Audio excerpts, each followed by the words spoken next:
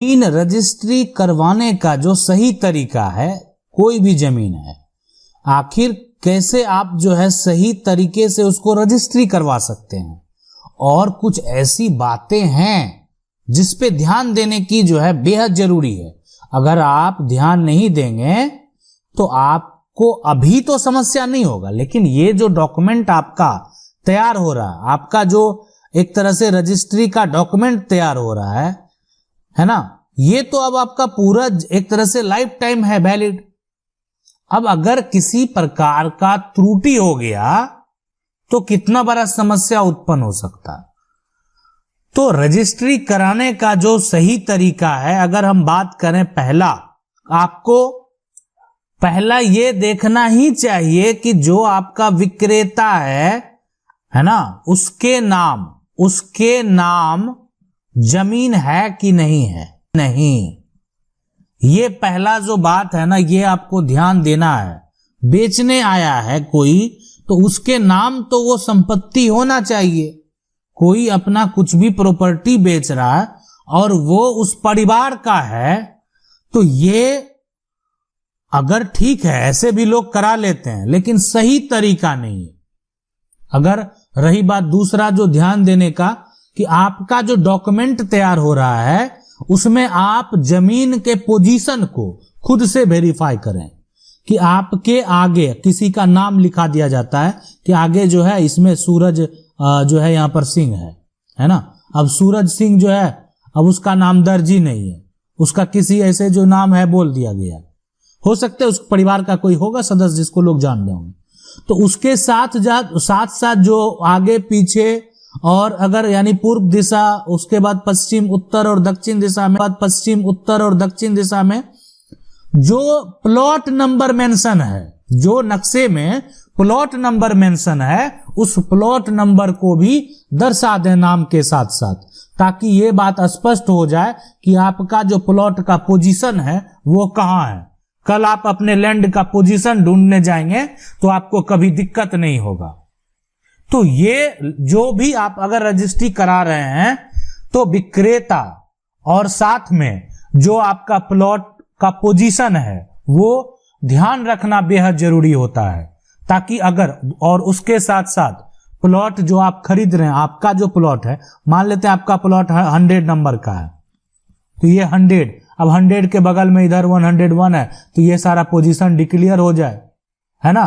और 100 जो आप प्लॉट खरीद रहे हैं, अगर 100 प्लॉट काफी बड़ा है, आप उसमें कुछ पार्ट को खरीद रहे हैं, तो आपका वो सारा कुछ जो है वो सही तरीके से मेंशन होना चाहिए। तो ये ध्यान देने वाली बातें हैं, ठीक है।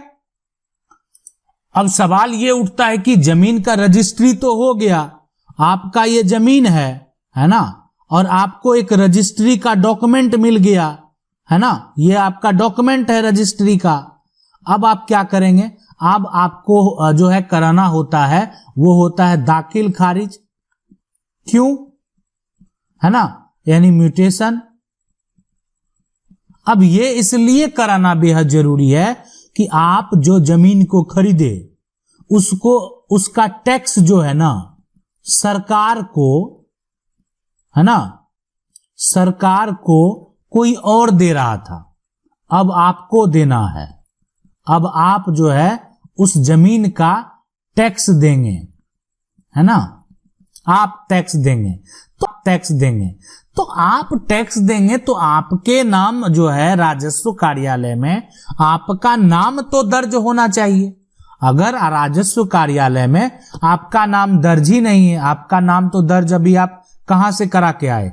निबंधन कार्यालय से, जो रजिस्ट्री का ऑफिस है, जहां पे रजिस्ट्रेशन होता है, आपने वहां पे जाके सारा प्रोसेस करवाया। अब सरकार का जो लोकल कार्यालय है, जहां पर जो है कहने का बोल सकते हैं ना, सरकार आप जमीन यूज कर रहे हैं ना, आप जमीन खरीदे ना, अब एनुअल आपको टैक्स देना होगा, तो सरकार सबसे वो टैक्स लेती है, तो उसका तो नाम अपना दर्ज करवा लेना।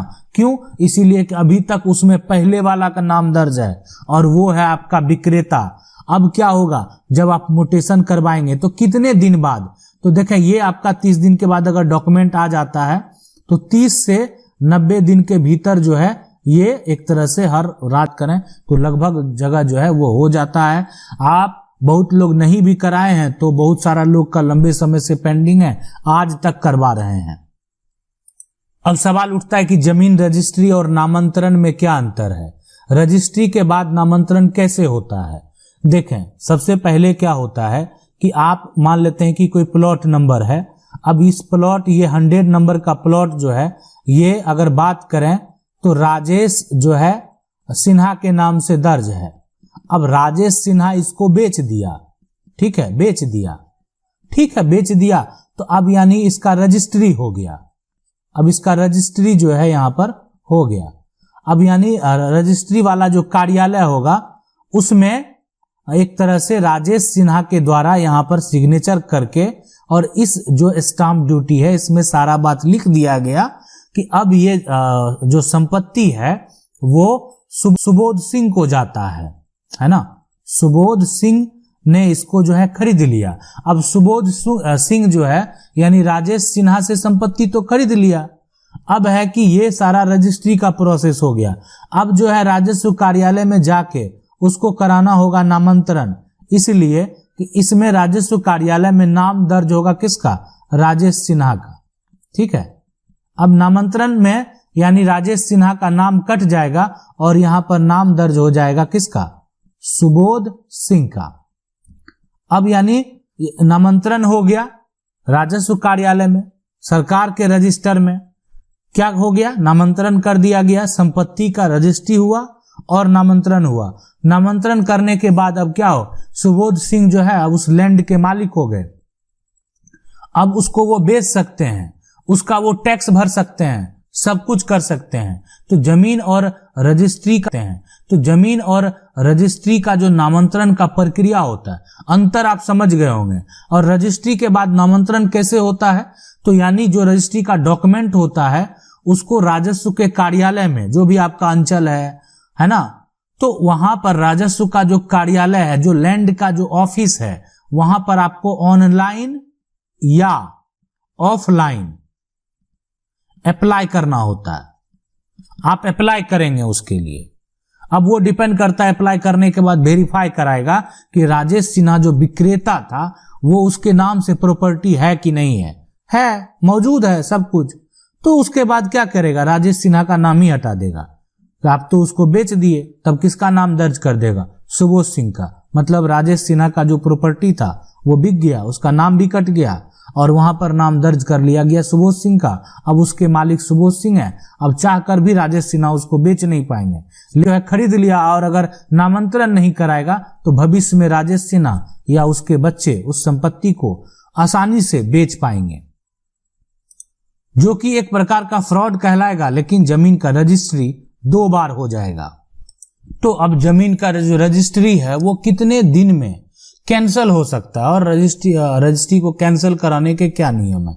देखें, आपको तो रजिस्ट्री का डॉक्यूमेंट मिल गया, आपने जो है 1000 का स्टाम्प हो या 5000 का स्टाम्प हो, आपने जमीन का रजिस्ट्री तो करवा लिया, ठीक है। अब रजिस्ट्री कराने के बाद जो है आप आया इसको कैंसिल का अगर आप कराना चाहते हैं, आप कौन कैंसिल कराएगा, कैंसिल करेगा कौन, विक्रेता करा सकता है ना, विक्रेता करा सकता है, या कोई ऐसा जो कि जिसके साथ एक तरह से गलत हुआ है वो करवा सकता है। कोई हिस्सेदार है ना, हिस्सेदार है, अगर किसी प्रकार का समस्या है तो वो कैंसिल करवा सकता है। अच्छा, विक्रेता क्यों करवाएगा, विक्रेता को मान लेते हैं पूरा पैसा नहीं दिया गया, कोई वादा कर लिया, कोई एग्रीमेंट कर लिया, कोई ब्लैंक चेक दे दिया, आगे डेट का चेक दे दिया, रजिस्ट्री करवा लिया गया। तो हर राज्य में अलग अलग नियम है। कहीं आप देखें कि 90 दिन का जो है, अगर बात करें समय दिया गया है कि 90 दिन में अगर ठीक है आप चाहें तो जो राजस्व का कार्यालय है, आप जो तहसीलदार का जो यहाँ पर कार्यालय है, आप वहां पर अपना आपत्ति जो है वो दर्ज करा सकते हैं, है ना।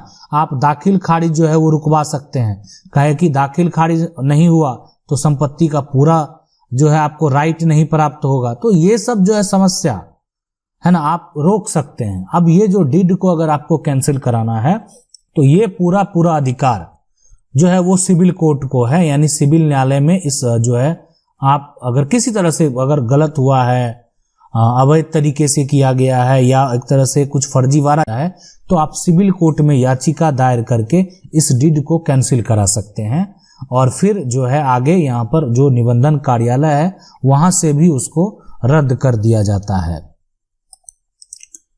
जमीन रजिस्ट्री को या जो है कोई अन्य प्रॉपर्टी को कैंसिल कराने, अगर किसी प्रकार का रजिस्ट्रेशन है उसको कैंसिल कराने के बहुत सारे नियम हैं, तो हम कभी उसको डिटेल से सिर्फ जो कैंसिलेशन प्रोसेस है उसको भी बताने का प्रयास करेंगे।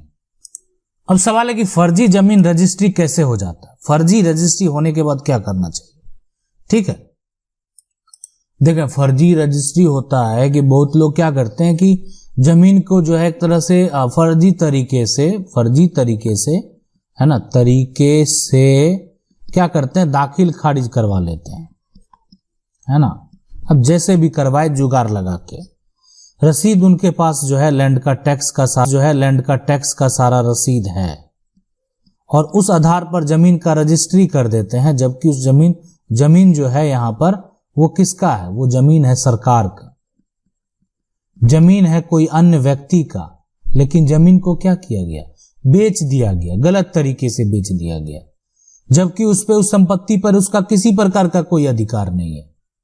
तो फर्जी रजिस्ट्री जो है, यानी अगर ये जो खेल है ना, अगर कोई करता है, देखें यहां पर अगर कोई करता है, वो पहले क्या होता था और अभी क्या होता है। पहले फर्जीवाड़ा करना कहीं ज्यादा आसान था कि इसलिए कि जो सिस्टम है उतना ज्यादा अपडेट नहीं था, लोग दस्तावेज को रजिस्टर में मेंशन करते थे। आज आपका जो पहचान है, आपके अंगूठे से, आपके फोटोग्राफ से हर चीज जो है मेंशन कर लिया जाता है, तो ये पता चल जाता है कि ये व्यक्ति जो है, ठीक है, किसी व्यक्ति को करके जो है संपत्ति को रजिस्ट्री कर दिया गया, लेकिन वो व्यक्ति जो है गलत है, वो व्यक्ति सही नहीं है, तो उस पर मुकदमा हो सकता है और उसको सजा का भी प्रावधान है। अगर आप किसी भी प्रकार का कोई भी फर्जीवाड़ा करते हैं या किसी को धोखा देते हैं, तो वहां पर सजा का भी प्रावधान है और साथ में आपको दंड भी दिया जा सकता है, यानी आर्थिक दंड भी दिया जा सकता है। यदि आपके पास भी किसी प्रकार का कोई समस्या है तो आप हमें कमेंट करके पूछ सकते हैं। वीडियो अच्छा लगा, वीडियो को लाइक जरूर कर दें। चैनल को पहली बार देख रहे हैं, सब्सक्राइब करके जो बेल आइकन है उसको जरूर दबा लें। मिलते हैं अगले वीडियो में।